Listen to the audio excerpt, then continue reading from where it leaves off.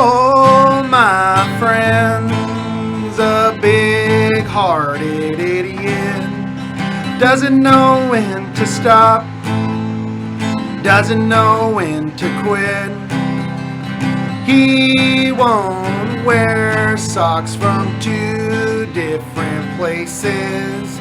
High blood pressure and a little bit racist. Well, he pounds his hammer and he turns his wrench. Proposed to his wife, then he called her a bitch. She sits quietly and smokes her pot. Won't be long till he's on the clock. And sure as the wind makes the grass bend, my friend will be drunk again. Oh, my friend's a big-hearted idiot. Doesn't know when to stop. Doesn't know when to quit. Jason, have you heard that song before? You know, I heard this was about one of our acquaintances. Mason Boosdale. Mason Boosdale. Everybody knows that guy. Oh, everybody knows him. You know what I want to do, though, really quick? What would you like to do? Can I play Drunk Sex, too? We may as well just get out of the way. We'll do a twofer. A twofer? Yeah. So his next song... All right. Yeah. I'll allow it. Thank you, sir. This is our... What'd you do to it? I don't know. That was weird. It's the springs, like... Vibrating? Vibrating. This next song is called Drunk Sex. I wrote the song like... Well, how many years ago did I write this, you think? Like...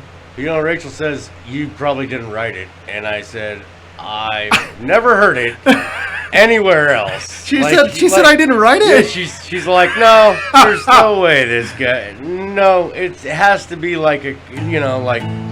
No, I wrote... You know what? You want to know where I wrote it? When I came home and I broke my leg, I was high on pills. And... Good high. Yeah. It's a body high. Legal high. Yeah, it's a legal high. And I was sitting in my old bedroom in my parents' house, and I had a guitar, and I had my leg up in the air, and to keep it elevated. And I just belted out these chords, and I thought, man, that'd be cool if I wrote a song, about. And it's actually not even about the act of having sex while you're drunk. It's just it's about the act of having enough courage to approach a girl, right. Because you're drunk. Right, and I've always loved this song. You know this, and that's why, like, actually, me and Rachel, before you get started on this song, we just had this conversation maybe a month ago about this song, and she's like, somebody else sung it, and he copied it. I swear. And I said, I think you would have told me that. It certainly would have got brought up in conversation. Now, does she think that somebody else wrote Boosdale, too, or no? No. Pretty sure that's all from the heart. All right, so this next song is called Drunk Sex. It goes like this.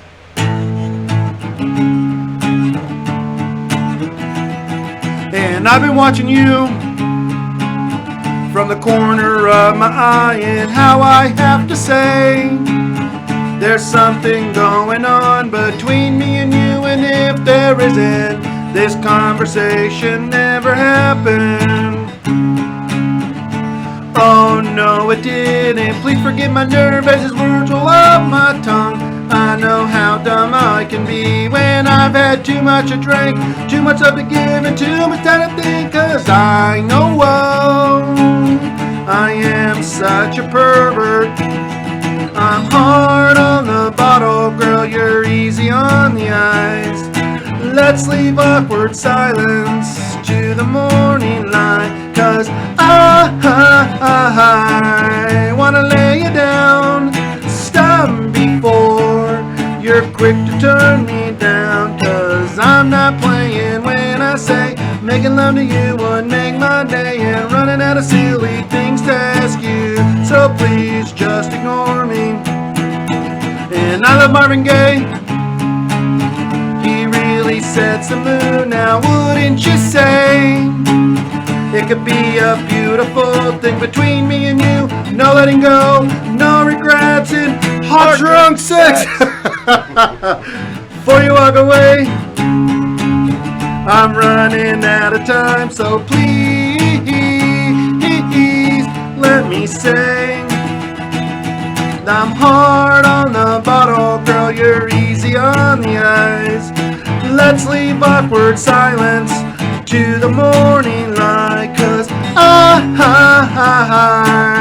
wanna lay you down and stop before you're quick to turn me down. 'Cause I'm not playing when I say making love to you would make my day, and running out of silly things to ask you, so please just ignore me.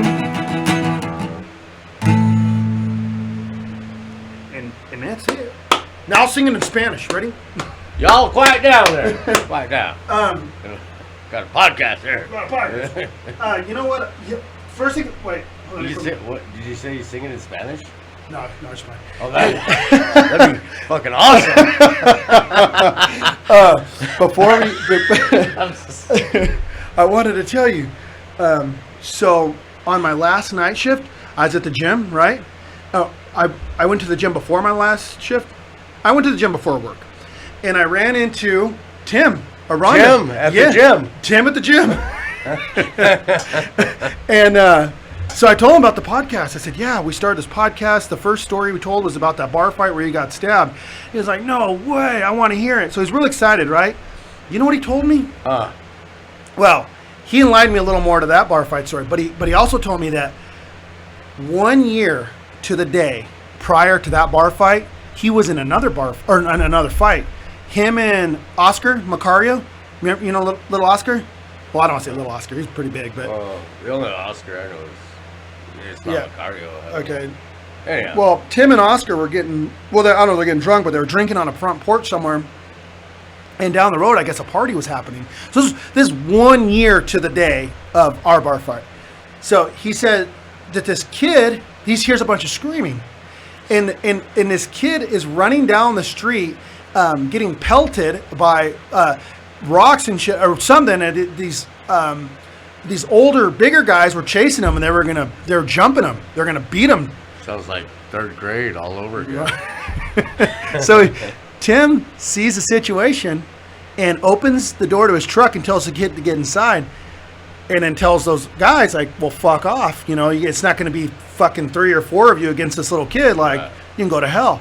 So he actually, the biggest guy there, starts like, well, let's fucking me and you fight then. So Tim, he's like, he's a Mexican Viking, dude. I don't know why anybody fucking ever would want to fight this guy. He don't back down. From anything. Nah. And Tim punched the guy and put him on his ass and like mounted him, started doing some ground and pound, and somebody came up from the side and stabbed him in the face with a knife. Jeez, he's getting stabbed all the time. He got stabbed, like, so they got him, like, he showed me the scar right here where his eye meets like the nose area right here, and then he didn't realize that it was even happening because it's like adrenaline dump. Right. Then he mounted the guy and he was like trying to punch him, and somebody had cut the tendons on his pinky and his ring finger, and he couldn't make a fist. So he realized like he had been cut pretty deep there. And so he beat the guy up with his left hand. Well, Oscar shows up and starts fucking beating up the guy that's stabbing Tim from behind. And then the guy, I guess, was gonna go for the coup de grace and get Tim like somewhere in the back or like the lung or something. And Oscar seen it. Oscar jumped in and so they beat these guys up. So Tim he saved a kid's life, and then beat the shit out of some guys. This was here? This is here.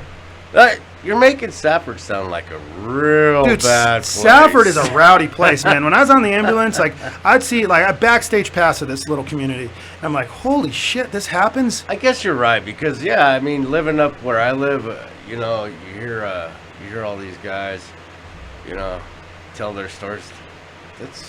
That's a pussy ass story, man. Right. You know what we did in school? We're the Silver City of Southern Arizona. I guess that'd be an accurate description. Yes. And for anybody who's listening to this doesn't know, Silver City, New Mexico is happening. Yeah, you don't go there unless you want to fight. Really. It's the American Club of New Mexico. I know people that go there just to fight. Oh yeah, because they're guaranteed. Oh yeah, and nobody backs down in Silver, dude. No. Silver's it's a rough place. But man, I could not believe that. So you know what Alice told me though from that bar fight? So Richard got stabbed 26 times. 26. In that bar fight? In that bar fight a year later, he got stabbed 20. Oh, after that. Okay, after our fight. No. So Tim's All together. So the fight that happened in the American Club, Yeah. Tim got stabbed 26 times in that bar fight. Shut up. 26 times. They had to fly him to Tucson. I didn't know that part. Get this. No, not Tim. Richard got stabbed 26 times. Okay. Oh, sorry. I'm getting overexcited here, which is still pretty crazy to think. Like, so he got stabbed. It's like Jackrabbit. Yeah, Pop, pop, pop, pop, pop. yeah. Most of them probably just about like that. But it was enough for them to fly him to right. Phoenix or Tucson. Tim got stabbed one time, and it got him just below the heart. They had to fly him out of to Tucson or Phoenix, and the cardiologist said, had this gone like an inch higher, it would have probably hit the bottom part of your heart, and you wouldn't have survived. Wow. I mean, That's how crazy. I mean, just and to think too, because I mean, he could have stabbed anyone. every one of us. Right in the heart. Yeah, you. I mean, this. Yeah, I don't know, I didn't man. think it was that serious, because just the hearsay afterwards. But of course, I didn't talk to them afterwards. Well, nobody's talking to anybody afterwards. We talked to The cops. the cops. Yeah, that was about That it. was it. So. They made us, guys. They made us talk. No, it was pretty intimidating. The whole situation was pretty intimidating. But yeah, man, I've been waiting all week to tell you that I could not believe that Tim. But he's doing good, huh? He's doing great. Yeah, he's gym rat like you. fucking huge, dude. He's a monster. Yeah. Anybody anywhere that would, walk into that, man, you're an idiot. I know. Last time I saw him, he didn't look so big. Oh, he was pretty big. So, I wanted to bring up a broad subject with you and see what. So, have you ever added somebody on social media that you didn't really know that well?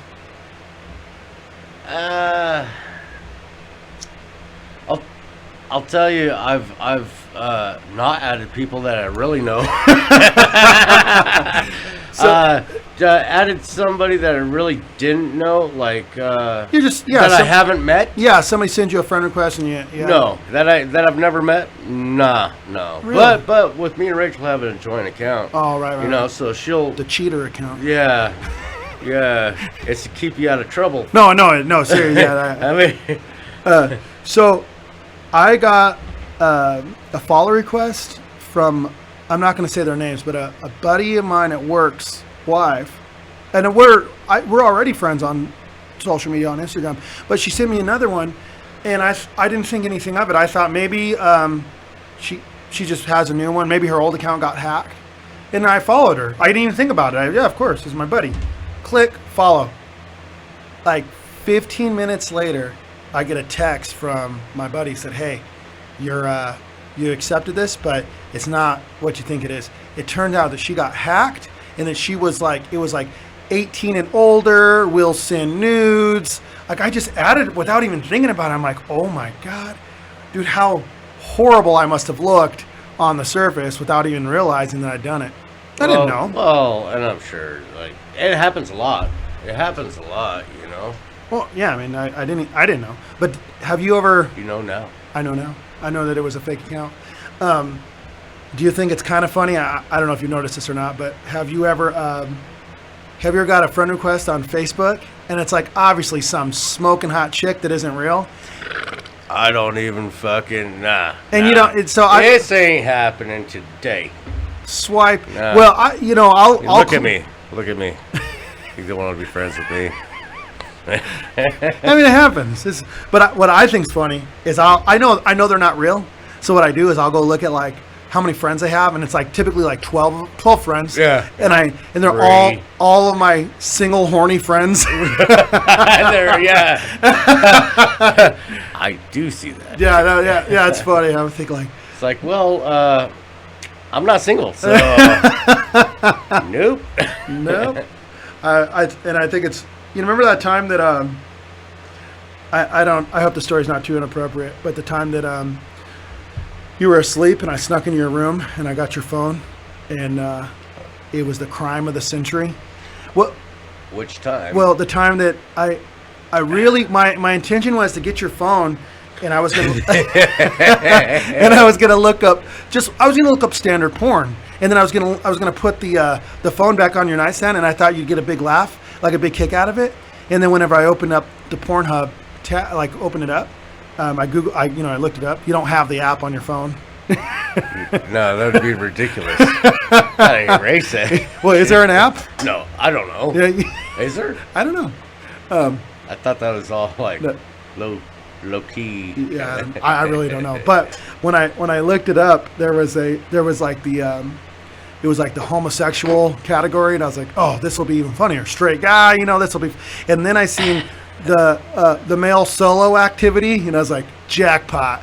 So I pushed play, and then I put it on your nightstand, and then whenever you came out of the room, you were like, well, you didn't even see it until you got out of the room. Yeah. Your eyes were adjusting to the morning light. You're like, Yeah. what the? Yeah. See, I thought you did it while we were on the porch, and I didn't see it till the next day. I wish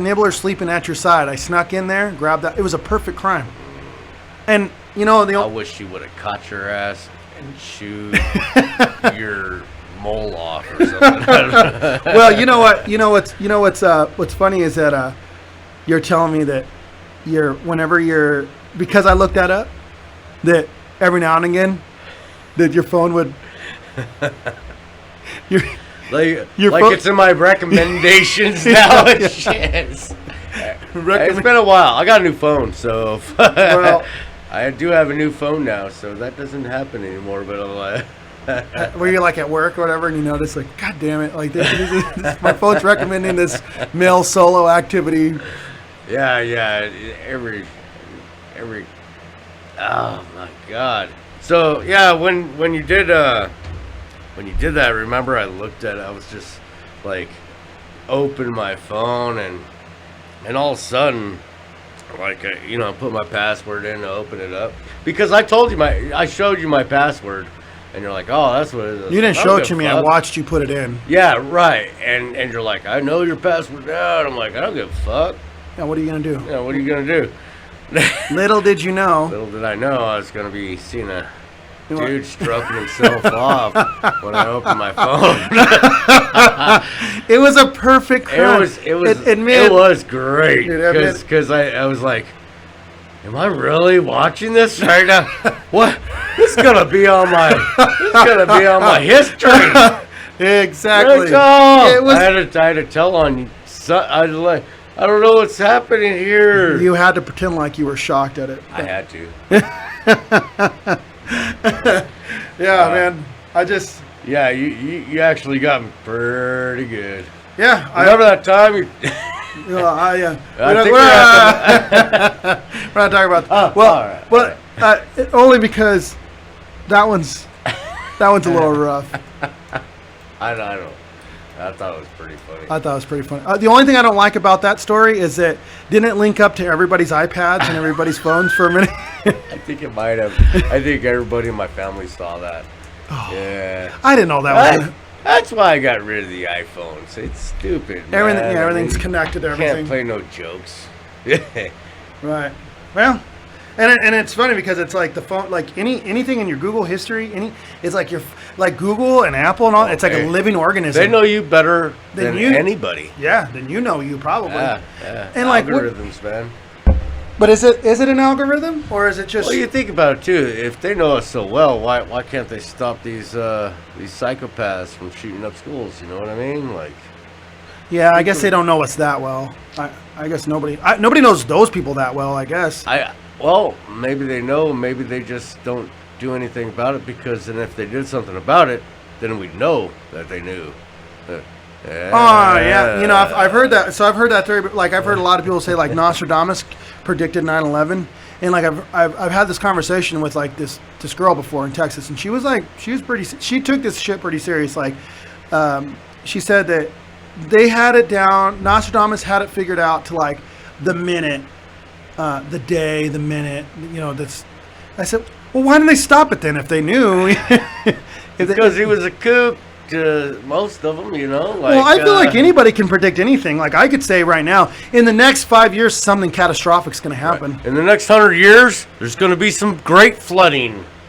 Right. somewhere. Anybody can say. Somewhere. Yeah, anybody can say. And you just got to be vague about it. And like anybody can. I mean, how hard do you think it would really be to start a cult? Honestly. Oh, it would be easy. It would be so easy. I want to start one.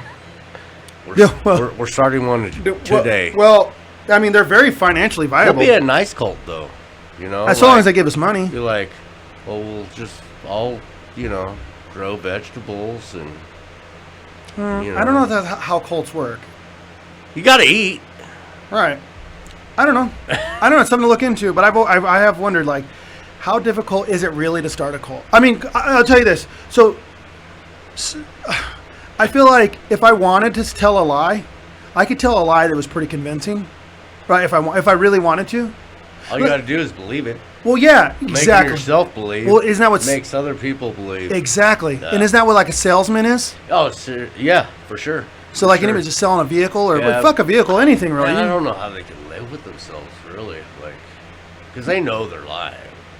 They certainly do. Like, you bought a vehicle before, and you're like, you get that fucking thing on the road, and you're like, damn it, what a waste of money. What a waste. And yeah, this is good investment. Really? So the second I sign this paper, it's worth less than it was a second ago. Right. How is that a good investment? Vehicles are horrible investment. So would you say that it would be easy for any salesman to start a cult? Let me see. I don't know, because you see a salesman, not because he's a salesman, but because he's going to help you just do the paperwork on a vehicle, and you're like, all right, I'll put up with this guy for maybe while. To people like you, but like who goes into a car dealership not knowing enough about vehicles and asks, they have what makes a salesman a good salesman? They social skills. Exactly. Yeah. So what I'm saying though is like, so anybody with prominent social skills could probably easily start a cult. Well, yeah. All it takes is a few people to start a cult, to be a cult. But there's another question: how many people does it? Yeah, let's get some. We'll find out how many people numbers. It takes to be a cult from a gang or a What difference is a gang, a cult, gaggle, or whatever? You know, a gaggle. What's a gaggle? I think is that a number of people? Of geese or something. I don't know. No. It's just I've just made. So. I've never heard the term. I think it's a gaggle of geese. Is that what it is? I think. So like a number, like a multiples of geese is a gaggle? I'm pretty sure. No. Pretty sure. No. You fact check me. I don't know. We need to have like. No, you know what? Somebody here fact checking us constantly. All the time. It would make. It would make a lot better conversations. Well, I don't know about better conversations, but let's see. Gaggle. Gaggle of geese. You're right. It's not a giggle. It's a gaggle. It's two different things. So, like one thing I wanted to cover. I love gaggling. Hey, you remember? So did you ever hear about how? So everybody's getting their faces painted, yeah, on Facebook. Shut the fuck up, clowns. No. No, remember on Facebook, like everybody's profile picture was getting painted real nice. Oh, portrait style. Portrait style. Yes, yeah. You know, I read somewhere that that was Russian spies. Did you read that theory? Of course, I read it. My wife doesn't give a fuck though. But do you think it's Russian spies? I don't care. What are they spying on? What are they gonna do? They like to have their portrait. Yeah, well, I know. You sound more French than Russian. But right. French impression right. But we're all gonna sound the same one day. Well, there's a book about this called 1984. Actually. No, really. So, but I wanted to ask though. What did you say? 1984, the book. Have you read it? No, I think my dad was talking to me about this not too long ago. But oh, really? I don't know. I think it was a different book. Animal Farm. Different time. Really? Yeah. Animal Farm in 1984, like really. Were we talking about this, or I think my dad was talking to me, like seriously, like 2-3 weeks ago. If you've not read 1984, considering what's going on today, it's a must. Okay, it was my dad because he's like, I know you don't read, so no, you should, dude. So the book was written in 48. Yeah, and it's where the term Big Brother comes from. But I was thinking though, like these Russian spies that are just painting whatever you send them. I mean, what if you send them a dick pic? I'm sure they'll make it a fine, flaccid, fucking glossy ass cock. It's art. Just so they can hack you. Right, so they can hack you. Hack on this. I tell them, hack this, motherfucker. I wonder.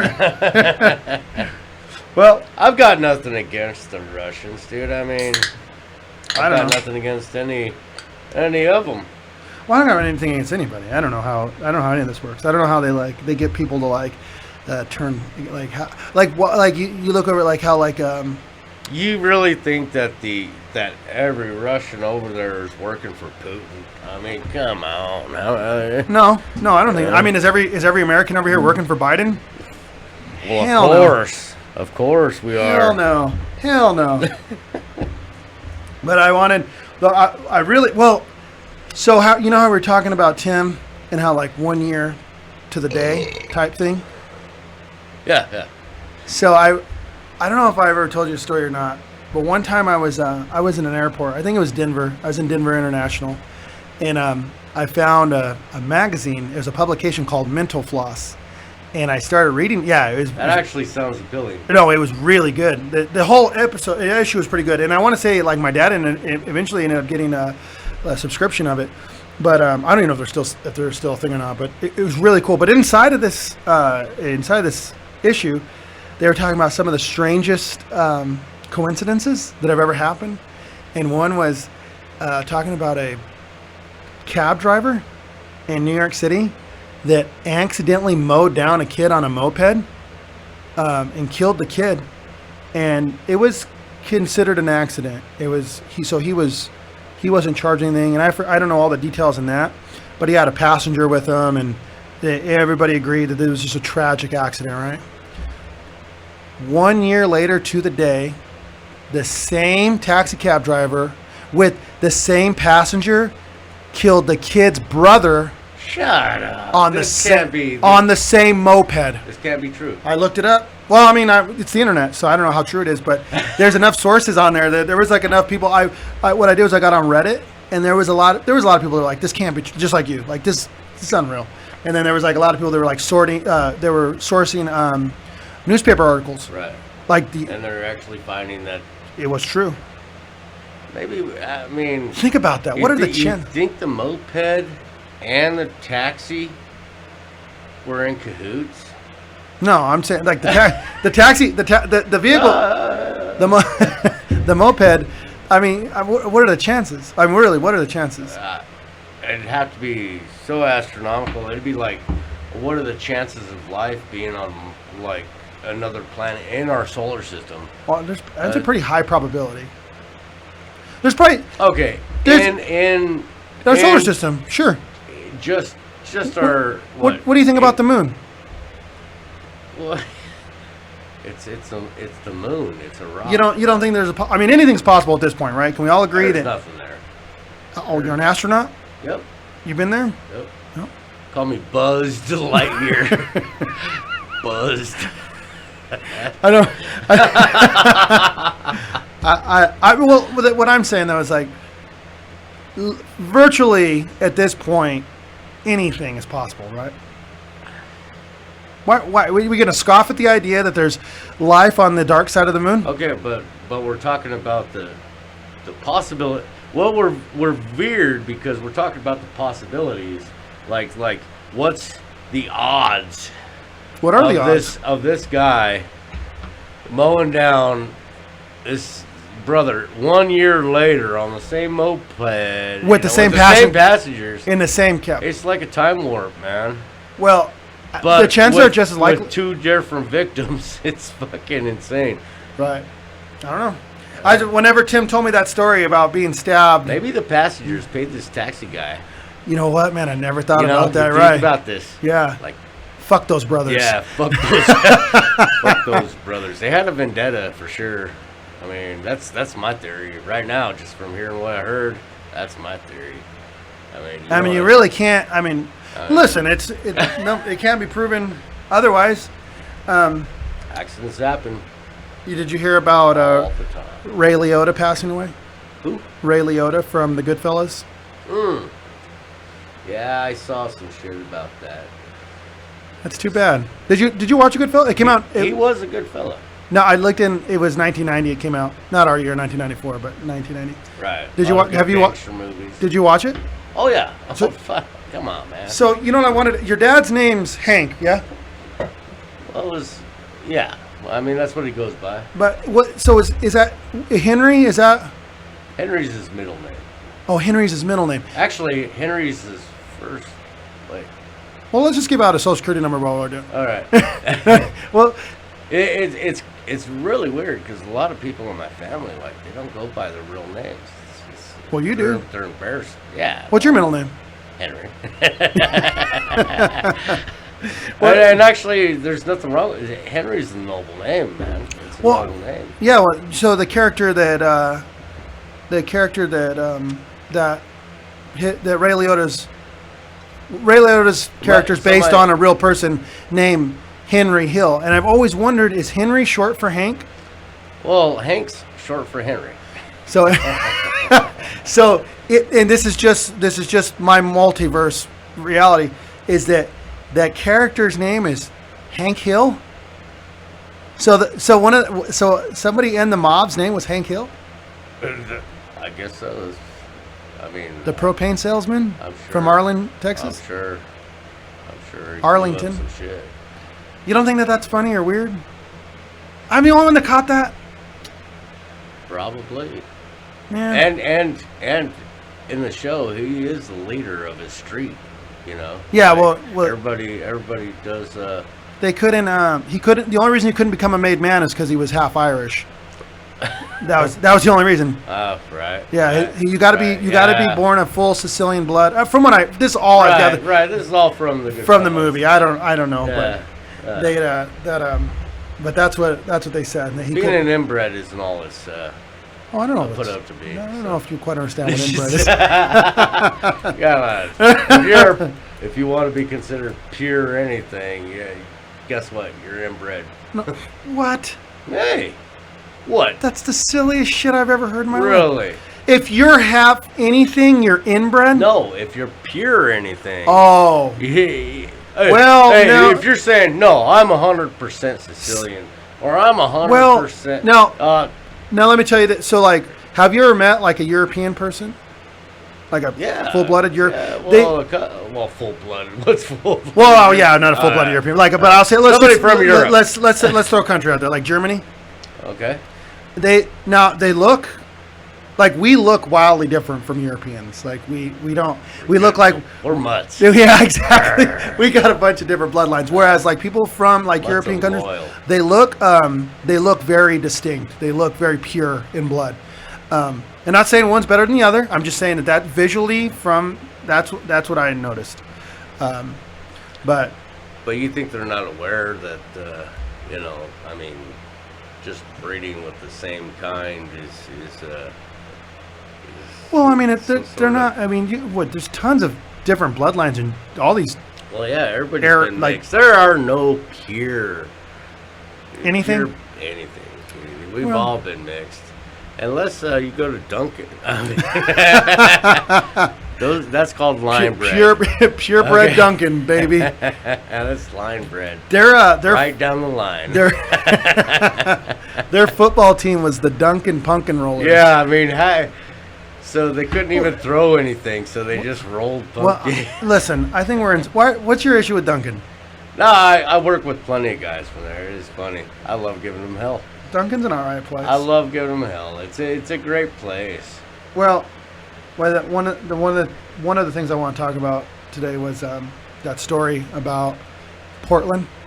That first time that I went and that tragic accident happened in that kitchen. I know I've told you this story. So I'm not gonna. An accident? Yeah, I mean, yeah, it's nothing less than an accident. Horrible accident. Where I told you. Now I'm not going to say this person's name because I don't know if he wants anything to do with this podcast. But a buddy that we both know and I went to Portland, and I don't know if I ever told you this part of the story. But when I got to the airport at Sky Harbor in Phoenix, Alaskan Airlines that was taking us to Portland International was it was delayed. So me and this buddy drank a couple of beers in the bar at the airport, and then when we got on the plane, they put him up front, and they put me way in the back by the restroom. And I was they had your number. Like, they surround. So like there was the people that were around me. There wasn't very many people between us, and then there was like this big gap of seats, and then there was like that person and some other guys. So you didn't have to be separated. But. No, they for whatever reason. But the people that I was sitting around, I want to say it was like a Christian like rap group or something. Like they were Christian something. A rock or rap or maybe a Christian rock rap group. I can't remember what it was exactly. But whenever the stewardess came down the aisle to give us our drinks, she apologized for the airline and gave everybody one free drink voucher, adult drink voucher. So these guys that are sitting around me, they didn't want to. They didn't drink. So they handed me their. So I was like, it was like the Wu-Tang Clan of like Christian rap. There was like 9 of these guys, and they gave me their drink voucher, and I drank every one of them. Like I used every one of them. They didn't even say no. Like I thought, I'm like they're gonna cut me off after this one, and they put me in the back by the restroom. So I was just getting up and peeing, dude. I was like peeing freely as I wanted. It was my own. I had my headphones on. I was like just jamming out to whatever. I forgot where I was even going. Like I forgot that I even had a destination because you even had a buddy on the flight. Yeah, dude, I was like, I was on it. I was having a good time, man. I was partying way up in the air like that. And when you're up in the, and they're IPAs, so like they're a thicker. It's way more intense. And you're a mile high. Dude, I was hammered.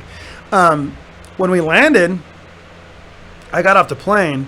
And we had to find out there in Portland, they have what they call the MAX, and that's the city train. We had to get on that train to get to our hostel. So when I got on that train, it was one of the only times in my life where I said, I am virtually too drunk to be in public. Like, anything could happen at this point. I could fall. It sounds like the trip I was supposed to go on. It was exactly a trip you're supposed to go on. And when we're taking the city train, like to the city center, and there we ran into Josh. And when we got there, we were like, well, we're walking towards our hostel, and somebody said, hey, let's go drink in this bar over here. We'd never been to Portland. I was excited to be there. I was already drunk. I said, all right, it's called the Marathon Tavern on 17th and Burnside. And it's still the only bar worth drinking in that whole fucking city. It's the only bar I'll fucking drink at. Shout out to them. Shout out to Marathon. Because you know what? It's like the working class's last stronghold. Like that's where like everybody goes after they get off work. It's old. It's dingy. It's not like in these new places where everything's like, let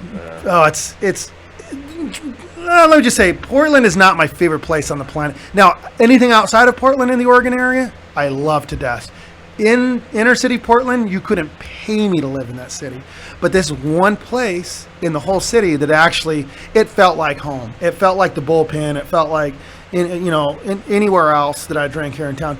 So we were drinking there, and it was me, Josh, our buddy, and then Josh had a friend show up. And I'm not going to say his name either because I don't know if he wants to be a part of this. I don't know if Josh wants to be a part of this, but he's being brought into it. Too bad. Too bad. No choice, man. He's in it. So that's the first time in my life that I ever had Boneyard beer. So they're serving us Boneyard beer. We get in, we're from out of town.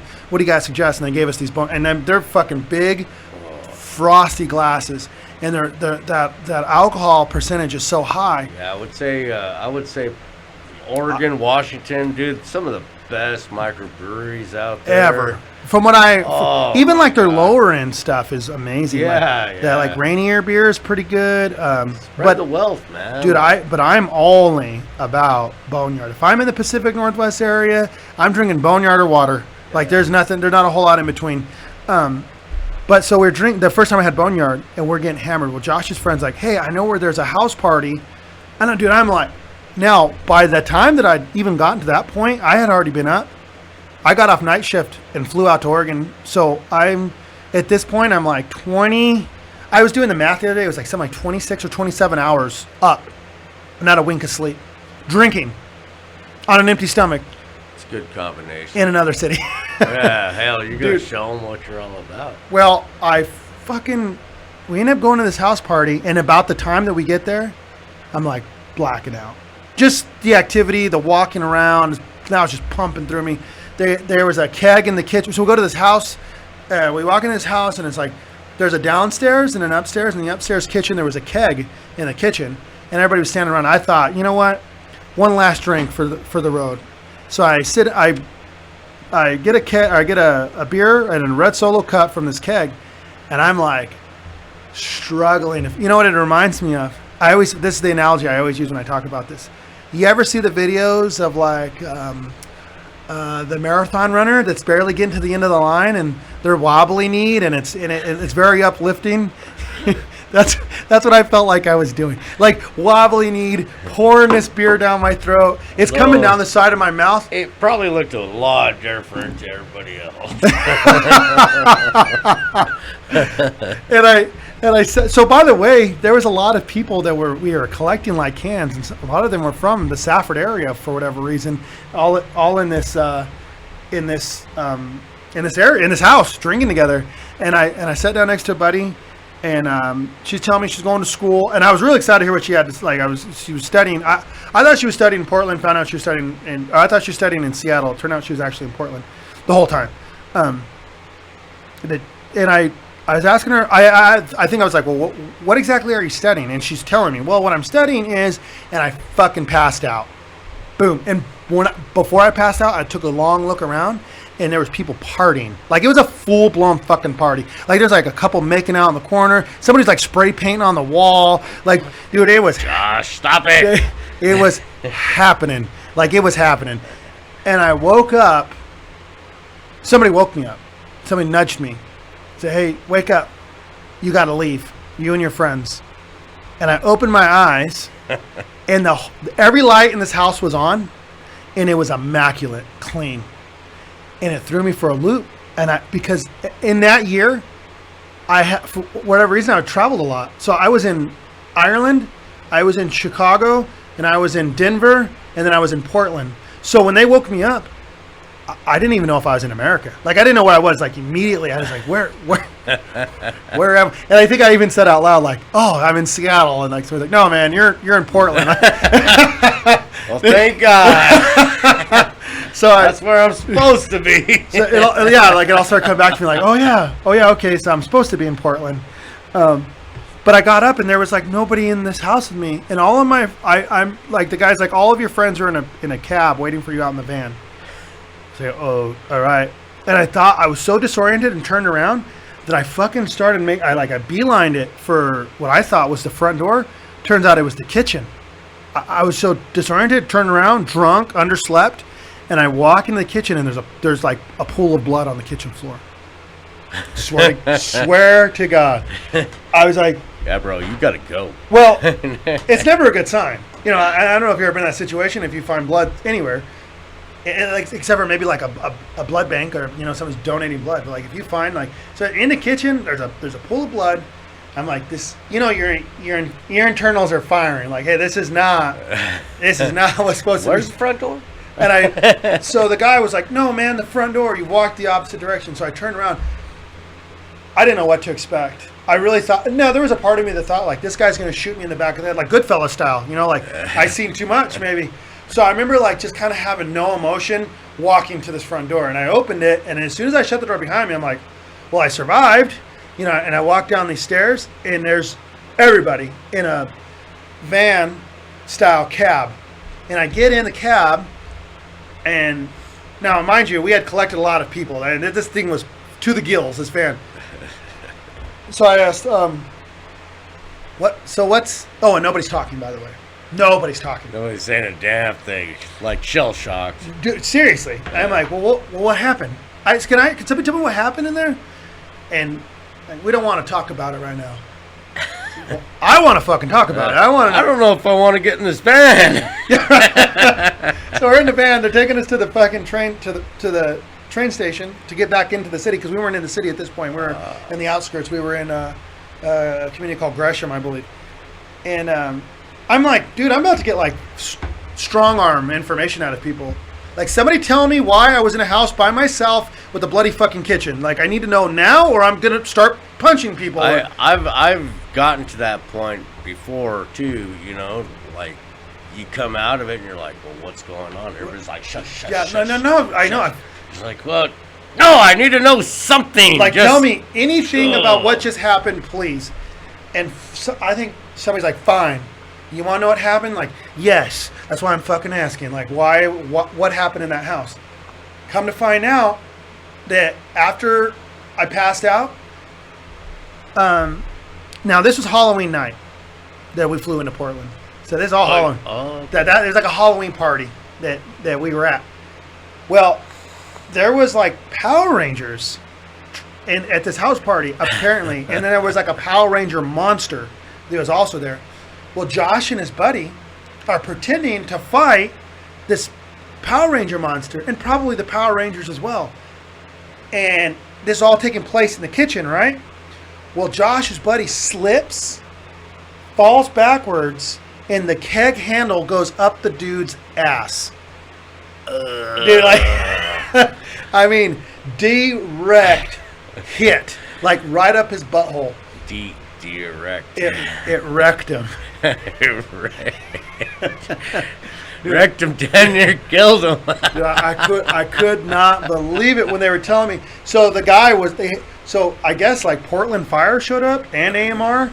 Well, before that, somebody was like, hey, is there a first responder in the house? And somebody like, well, Levi, but he's too drunk. He's all passed out. So they said they were like shaking my shoulder, like they were, and I was like, like change was falling out of my pockets and shit. Like, he's not waking. Keep shaking him, maybe some dollars will come out. Dude, nothing. I slept through all of it. And funny enough, when I moved to Portland and I ended up working for AMR, the ambulance service out there, I overheard somebody mention something about, like, you remember that Halloween where the keg handle went up that guy's ass? And I was like, yeah, I was there kind of. Kind of. Not really. But I always, man, and I've ran into that guy a few times. I was at Josh's wedding. I seen him, and I just felt so bad. Like, what are the chances of you falling on that specific spot and for something to go up your butt? Yeah. I mean, it was an accident. Dude, considering how much blood there was, considering how much blood there was, there's no way that anybody would purposely do that to themselves. It didn't seem pleasurable in any way. He had to go through like 2 emergency surgeries, one after the other, because I guess the area in your butthole, I guess, is called your vault, is what I learned later. Yeah, the vault, huh? Not the vault, the vault. That's not French. It's the vault. It's called the vault, and it's that area just past your rectum, and like and I guess the keg handle made it all the way. I mean, it went up his ass, from what I understand. Like, I mean, it fucked him up. And I felt fucking horrible. You know, so the same buddy that I'm talking about, so at Josh's wedding, have you ever seen anybody go from drunk to too drunk in just like a second? Or like have you ever seen anybody cross that imaginary line that they can't come back from like overindulging in mind-altering substances? I'm usually too worried about myself. Well, I'm here to tell you, I watched it with my own 2 eyes at Josh's wedding. I was watching this buddy we're talking about, and he had been drinking all day. So when I got to Josh's, it was like in South Seattle somewhere. There was like out there in the Puget Sound. There was like it was like a lake house, and there was like an upstairs, and I was up there, and I'm looking down at everybody drink, and I'm watching this buddy of ours stagger. You know, just barely hanging on, and then somebody walks up to him. I think it was the guy that got his butthole ripped open, and it's like so many years later, and he hands our buddy a joint, and all I'm thinking is, don't do that, man. Like, it's as if like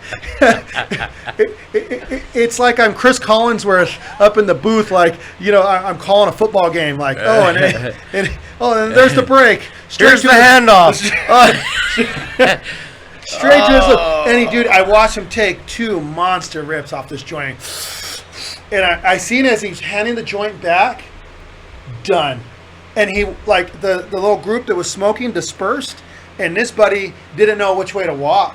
And I was kind of watching him as far as I could. He went around the house, and this is just as the sun was going down, right? Lost him. Gone. Nobody knew where he was. Like, and I was like, well, I seen the whole thing happen, because everybody's kind of worried about him. So I take it upon myself, right? I go look for him, and out there in the Pacific Northwest, there's a lot of like briar patches, like a lot of thorn, like blueberry. Like where rabbits like to hide. Yeah. Briar patches. Briar patches. Yeah, there are a lot of them. Yeah. So Ty walked to the end of this driveway and fell into a briar patch just out of sight. So like where he fell in is like a small, like a ravine, like canal, and he fell in this briar patch, and that's where he was. And I'm like walking around, Ty. Yeah, I know you dropped it like a minute ago. Did I? Like, oh well. All right. It was Ty. And I'm looking for him, and I find him, and he's fucking all wrapped up, like he is fucked up.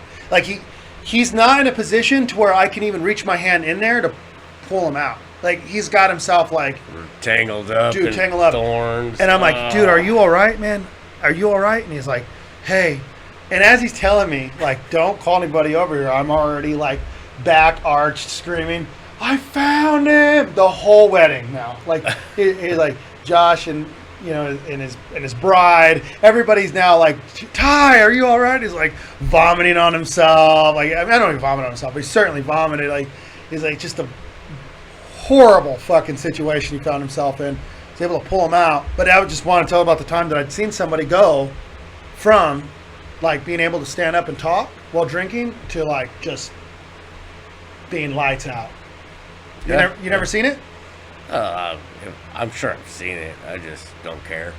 Oh. It's not my problem anymore. Well, was it ever your problem? Yeah, I used to actually watch over the party, especially if it was at my place. I don't want anybody getting hurt, at my place. That's true. Well, what are you talking about, like the farm, or are you talking about like Nelson Drive? All of them.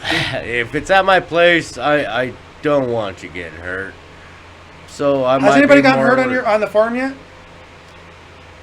I don't think so. I think we're on closest we came was when we first bought the place, and Patrick got struck by that snake while we were walking that trail. Oh, right. Bit him in the... I think, it just struck his boot.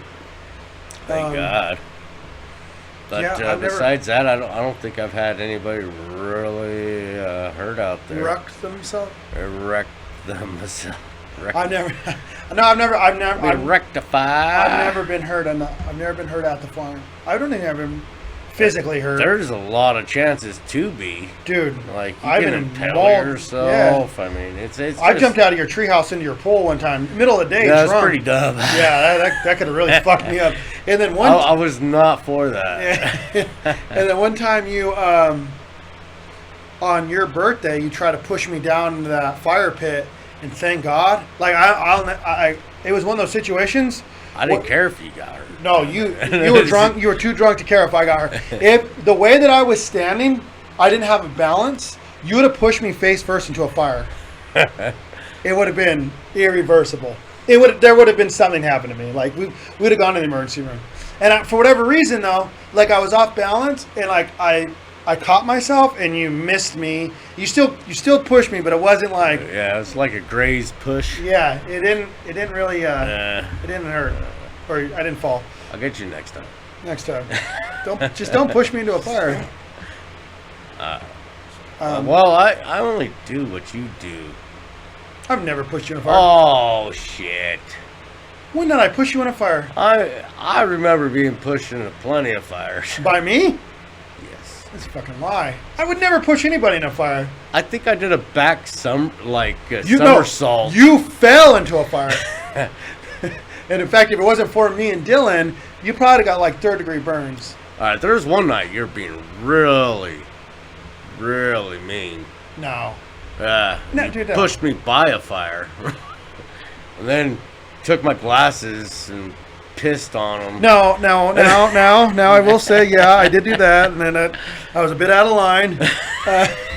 I don't think I deserve that at all. No. What did my glasses do to you, man? You certainly didn't. And you know what's fucked up about it is, like, I thought, this will make everybody laugh, and everybody just got mad at me. Like I laugh at it every day afterwards. Like that was pretty. People funny. were like, "What the hell? Why would you do that?" Like he's got to put those on his face. It's like grabbing somebody's jersey, dragging it over their head, and then punching the old hockey, several times, the old hockey style, and then turn around and butt fuck him. That's what it felt like.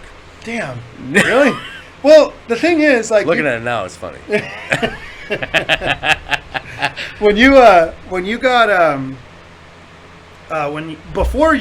pissed on your glasses, you fell on an ice. Do you remember falling over that ice chest? You remember? Yeah. Do you remember where this was? Yeah. This was at actually the place that you were renting. It's right there in Thatcher. Yeah. I remember. That was pretty wild. There, I had a gallon of wine that night. Yeah, that was also the night. Well, I don't know if that was the night, but it was one of the nights. Remember whenever you drove Zach home and then ended up at the bullpen?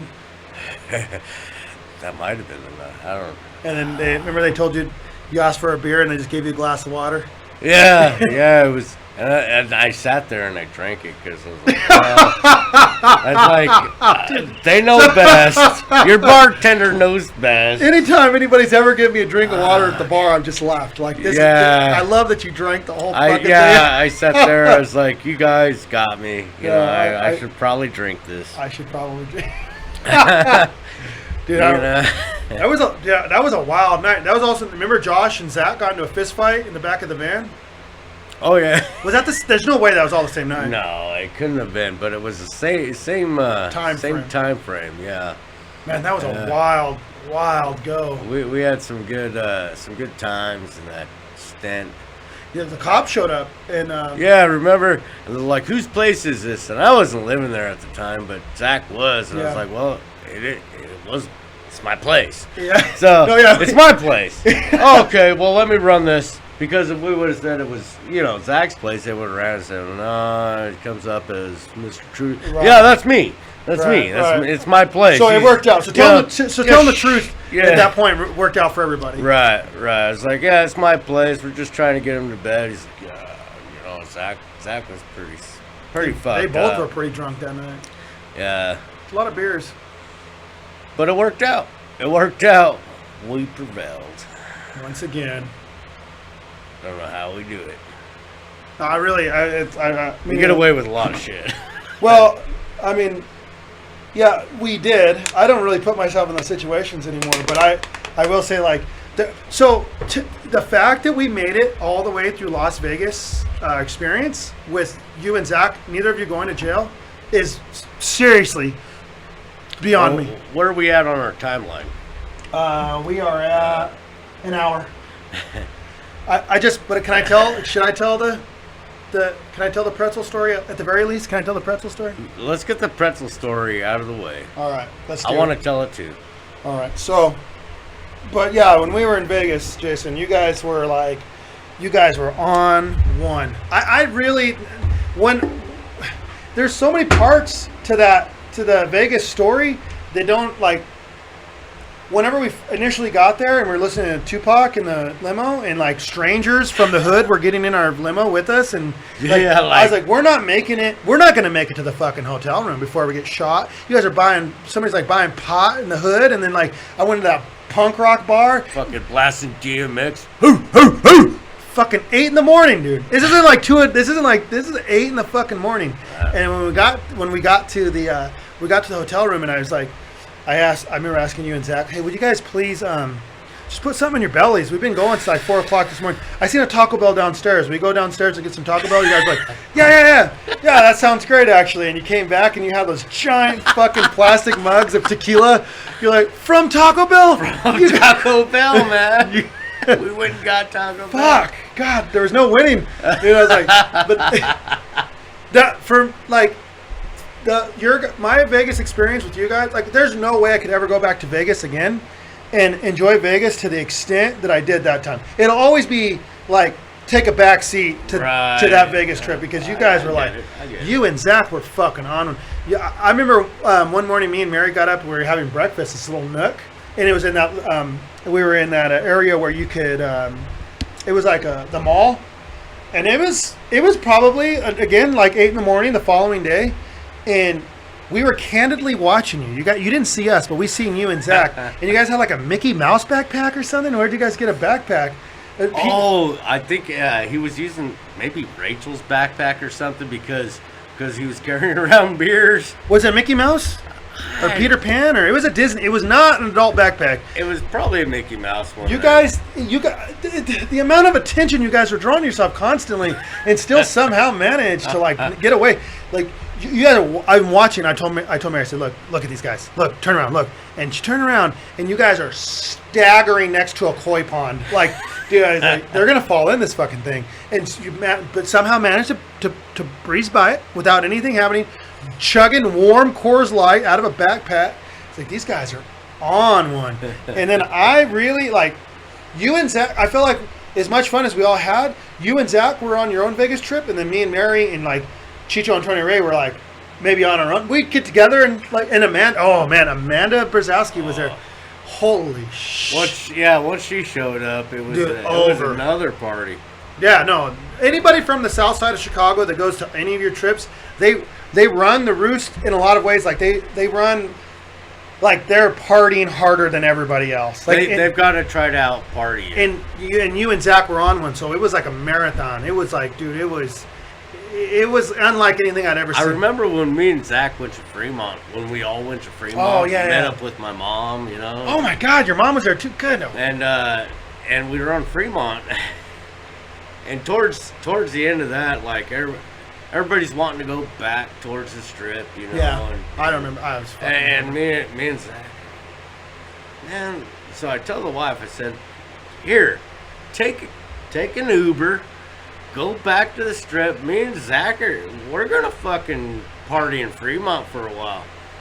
So me and her argued a little bit. It was like the downside of that night. You guys argued? We were at Fremont?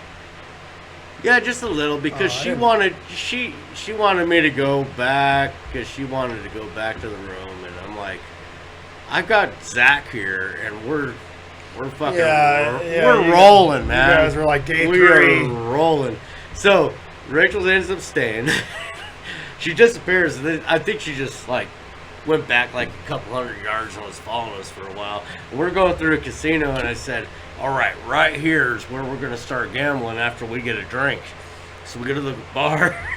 We both get our fucking, like, probably rum and cokes, probably. Right. You know? Strong, good, you know? Yeah. Give them a big tip. We go to the first machine close to that bar, and fucking I start playing it, and as soon as I start playing it, Zach dumps his drink right in the floor.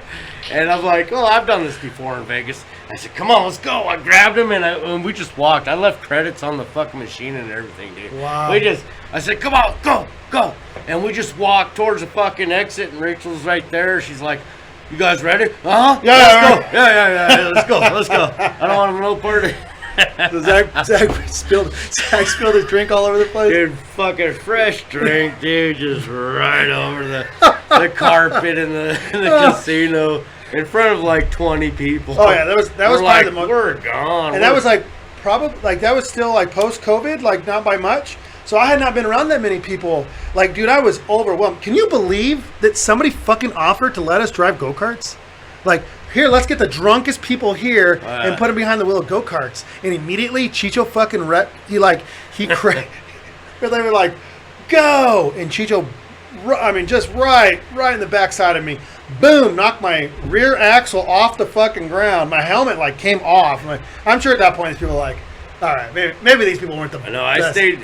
Me and my mom were the only ones that didn't go because we let everybody else go. Oh, I just remember, too, when you're telling me this, when we were telling this. Me and Chicho were waiting in line for the go-karts. We ended up in another bar, and like Sub-Zero from Mortal Kombat was like giving us drinks. Like it was a girl dressed as Sub-Zero. Like, and it was like, is this just Vegas in any direction? Like you never know. Every single way you turn, dude. It's party. Vegas is fucking awesome. Dude, I don't know. Nobody has ever called me while we've done this podcast, and today I've gotten like 4 phone calls. But all of this is leading up to one of the greatest pretzels. There's how many good pretzel stories you think are in the world? Like 6 or 7 maybe? Maybe the invention of the pretzel. And then followed up with your... And then my pretzel story. So when we left Vegas, and it was a sad day because there were so many good people together having such a good time, and when we left, everybody was kind of bummed out. We get back in our limo, and they're taking us to the airport, and Zach and Jason, of course, are still drinking. Dude, you guys were drinking the night before in Tucson when we left. Yeah. So we're getting back. And the limo driver tells us he was pretty blatant about it.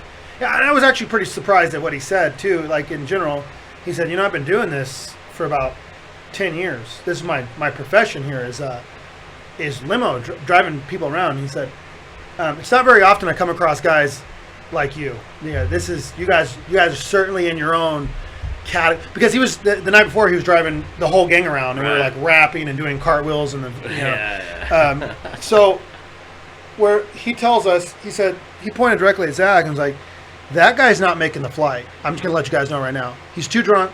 They're gonna spot him from a mile away." So all right. So I was like, "Game on." You think we can't do this? Challenge accepted. So I remember pulling Zach aside, like, "Hey, so this is it, man. We're not going to be able to make this flight unless, because if Zach wasn't going to make the flight, I wasn't going to make the flight." And right. I would have stayed. I made that decision. We would have rented a car, drunk, and you guys would have continued drinking, and I would have continued like being irritated by it. So I was like, "Zach, all right. So here's the thing. We got to get back on we got to get on the plane, and you need to act like you're sober." And he's like, "I can act like I'm sober." I got that. His eyes were like rolling around. I was like, all right, we can do this. I was drunker than fuck too, Dude, man. Hammered. Where'd you guys even? I feel like you guys got drunker from the time we left the hotel and the short ride to the fucking airport.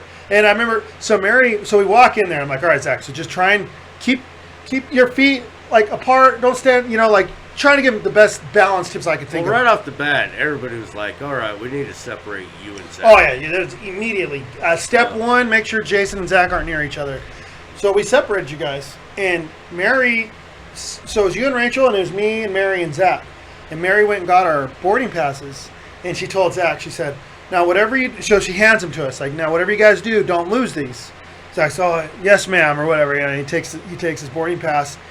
And I'm telling you, it was fucking 13 seconds. Dude, 13 seconds would be generous. We're walking away from the counter, and some guy's like, give me some strange voice, like, "Excuse me, sir, you dropped this," to Zach. And he's got his hand like in a fist, crumpled, hovering over Zach's open hand. And I'm like, what is it, like change? Like maybe some guitar picks or something? And drops the dirtiest, crumpled, fucking gnarliest piece of paper I'd ever seen. It looked like it was in the rain gutter. Like it looked like a piece of trash weathered by about 2 or 3 months.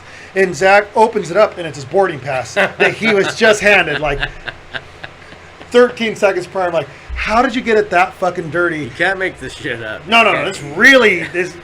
So we left, and I remember like it reminded me of like a military movie, like just trying to get past certain checkpoints. I'm like, all right, well, we got past checkpoint 1. Checkpoint 2 is TSA, and that's fucking pretty scary. But I noticed that when we were approaching TSA, you're walking up to the cylinder-shaped object that you got to stand in to get scanned, and you have these giant elephant ears pockets, like your pockets were bulging on both sides. What the fuck is in his pockets? I really didn't know. So I wasn't too far behind you, and that lady, and Lord forbid, this poor woman has seen enough Vegas antics. Like, she did not think we were cute or funny. No. She was like, and she was sassy, and I understand completely, but she's like, "Sir, you mind entering out whatever's in your pockets?" And you're like, "Oh, yes, ma'am, right away." And you pull out, you stick your hand in your pocket, you pull out 2 of the biggest fucking handfuls of pretzels I'd ever seen in my life. Like, holy shit. And you had these 2 hands, like, they were separated, you had them sit like 2 handfuls, and the lady's like, "Sir, why do you have so many pretzels?" And you were like, fired right back. You're like, "Because I don't like peanuts." All hammered, like, dude. And I was like, "Where did you get those?" Like, "I got them on the limo ride over here. They had a bunch of free pretzels." Like, holy. It's like, there's so many pretzels. It's just like, well, stick your hands up in the air, or you got to put your hands in the air. You're like, "But I got pretzels in my hand." It's like, It's like, if you don't do it, you can't board the plane. It's like, you put these fucking pretzels together. It reminded me of the Lion King, Mufasa. And these fucking pretzels just raining down on your face. This lady still sent you through. I was like, awesome lady, thank you for whoever you are. Oh my God! So she let us. Thank God, let us. And I got to keep my pretzels. Yeah, you got 2 handfuls. You'd lost a lot though. You had a fucking pretty big trail behind you. So I brought the pretzels to absorb the booze, obviously. Obviously, I didn't know that's why you did it. Yeah, but I was like, well, we got to get through this, so I'm gonna need lots of pretzels. Well, and when they're like, empty out your pockets, and I'm not putting my pretzels on that. There's no metal in my pretzels. You're not gonna. I'm These not aren't gonna metal trip. pretzels. I'm not gonna Those trip. are Ninja Stars. I'm not gonna trip an alarm or anything. So we get through that, and we go. And I think we get to the, like, I don't even think I got a drink at the bar because. Oh yeah, you guys are still trying to party after that. Yeah, because they wouldn't let us. You guys wouldn't let us. Yeah, no, I mean, Mary wouldn't let you. I didn't care what happened because I was so nervous about flying anyways. I was like, you know what I did though, is I hid behind it was like this display case. I was like, I did, because anytime you guys seen me, you guys were like, you guys are pretty belligerent, and they tried to drag me into your antics. So at one point we did. Well, before we even got to the boarding area, when we were still putting on our shoes after getting through TSA, I was like, I think we made this. I think we survived it. And then I heard the most authoritative voice, Zachary Espinosa? And I was like, no. Not again. Why? How? You dropped this, and it was his fucking boarding pass. Again. But I remember, like, I was like, all right, I'm going to hide behind this, it was like a display case. And, like, I hid behind it, and I wanted you guys to, like, walk by me so you guys go get your sandwiches and sober up. And I realized when I was hiding behind this display case, it was Will Smith's military. It was a display. From Independence Day. Yeah. That was pretty cool. I thought that was pretty cool. But that flight was pretty scary. Do you remember the flight? Yes. Were you drunk? Oh, I remember the flight just fine. I remember, I think, were you sitting by me? No. Because they wouldn't let Zach sit by me. Oh, no. You guys wouldn't let Zach I'm sure sit the by me. fucking flight attendants weren't going to let Zach sit by you. But, so maybe it was Rachel, but we were looking, I remember looking at you because you, I had tears in my eyes. You were terrified. Yeah, I'm fucking terrified of flying. Yeah, so. Now, they set me by the fucking 2 broads that were talking about the Reno airplane crash that happened at the Reno airfield. But you remember before, on our way to Vegas, now I do feel bad about this part of the story, and I will apologize. I drank a lot of water that morning before going. Right when we start fucking taking off, I've got to pee so bad, and we still got the buckle sign, like you can't. And I got to pee so bad that I can't even think. So you know when you got to pee real bad, you can't even I can't tie my fucking shoes if I got to pee bad. I can't do the most trivial of fucking tasks. Just whip it out and go. Well, I'm in an airplane up in the air, and you can't do that, unfortunately, or I would have. But they, right when the fucking ding, I got up and I went back, and I'm scared. I'm crying. I don't know if you guys have seen it or not, but I got tears rolling down my eyes, down my face, out of my eyes because I'm so fucking scared of flying. And there was a most turbulent fucking that landing. No, I'm talking about the flight there. Okay. How turbulent was that flight? Do you remember? It wasn't as bad as coming back to Tucson. Dude, I could fucking breathe. So I got up, and I remember thinking to myself of I'm going to die with an empty bladder. I didn't want to die. You don't want to piss yourself. Yeah, right. No, I was thinking this because it was we were rocking and shaking. So I got up to go pee, and it would finally, the turbulence had stopped. That's why they let us up. So I walked back to the restroom, that little closet, the little water closet, and I go in there, and right when I go to piss, we start hitting this turbulence again, and I'm already committed. So I'm just pissing all over the place. I didn't care. I was so tired. I was so tired of being in the situation already. I just pissed all over the walls, all over the sink, and I didn't care to clean it up because I needed to get back to my seatbelt that was going to save my life should we start falling out of the sky. So I just leave the restroom Oh my God! I remember there was a guy waiting for me. And as he passed me, Yeah, and he came in, and as he shut the door behind him, I heard him say, "Jesus Christ!" So I do feel bad about that. No. sorry, guy. Sorry, everybody. When Yeah, let's wrap. we're gonna go. We're gonna go on a camping trip. Anyways, everybody, I hope you guys enjoyed this one. I hope you guys enjoyed the music and the stories. We love you guys. Oh, I wanted to give a shout out to Matt Starner, who could not make the camping trip. We love you, Matt and Abby. Anything you want to say, Jason?